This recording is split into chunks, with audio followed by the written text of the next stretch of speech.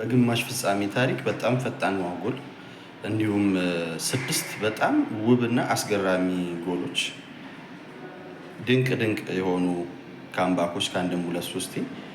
ይህ ጨዋታ የትናንትና ምሽቱ የካምፕኑ የባርሴሎና እና የኢንተር ሚላን ሰሚፋይናል ጨዋታ ላይ የተመለከትኳቸው ነገሮች ናቸው። ኳስ አድናቂ ኳስ የምትወዱ ሰዎች ናቸው። የትናንትናውን ጨዋታ ካላያችሁ በቃ የዘንድሮ ምርጡ ጨዋታ አምልጧችኋል ጋይስ። ምን አይነት ድንቅ ድንቅ ጨዋታ ነው የነበረው። በጣም አስደሳች ኢንተርቴኒንግ የሆነ ምንም ሰሚ ፋይናል የማይመስል በጣም በቃ ኦፕን የሆነ በቃ ኳስ ደስ የሚል ኳስ የምትመለከቱበት ጨዋታ ነበር ትናንትና የነበረው።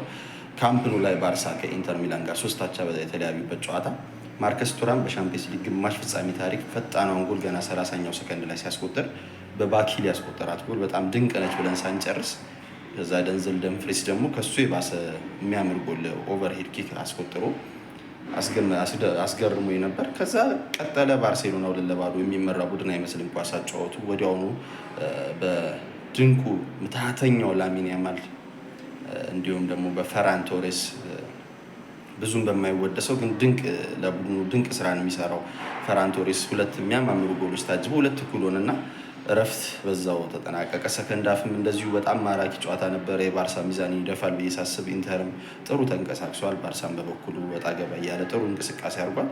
ኢንተር ድጋሚ በደንዝል ደምፍሪስ ጎል መሪ ሆነ። ከአንድ ደቂቃ ልዩነት ቆይታ በኋላ ደግሞ የዘንድሮ ምናልባት አርጊዌብሊ የባለንዶር አሸነፈ ይሆናል ብዬ ከምጠብቃቸው ሰዎች መካከል አንዱ እና ከፍተኛ ቦታ ከምሰጣቸው ሰዎች መካከል አንዱ የሆነው የዘንድሮ በጣም የተሻሻለው እና ድንቅ ብቃቱን እያሳየው የሚገኘው ራፊኒያ ያው ምንም እንኳን በሶመር ኦውን ጎል ቢጻፍም እሱ ኢፈርት በጣም ድንቅ ነበረ። ከሩቅ የመቷት ኳስ ሶመር ላይ ዲፍሌክት አድርጋ ገብታለች። 3-3 ነው ጨዋታው የተጠናቀቀው።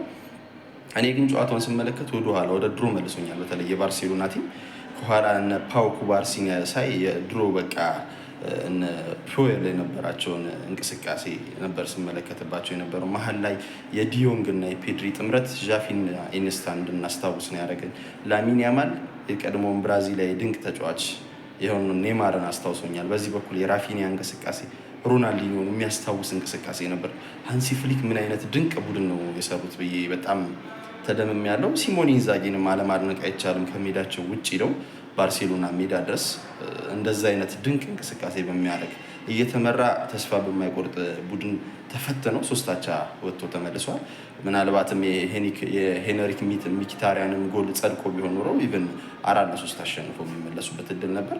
እኔ ፐርሰናሊ ዘንድሮ በሻምፒዮንስ ሊግ ብቻ ሳይሆን በአጠቃላይ በሲዝኑ ካየኋቸው ድንቅ ጨዋታዎች መካከል የትናንትና ጨዋታ አንዱ ነው ብዬ ነው የሚይዘው።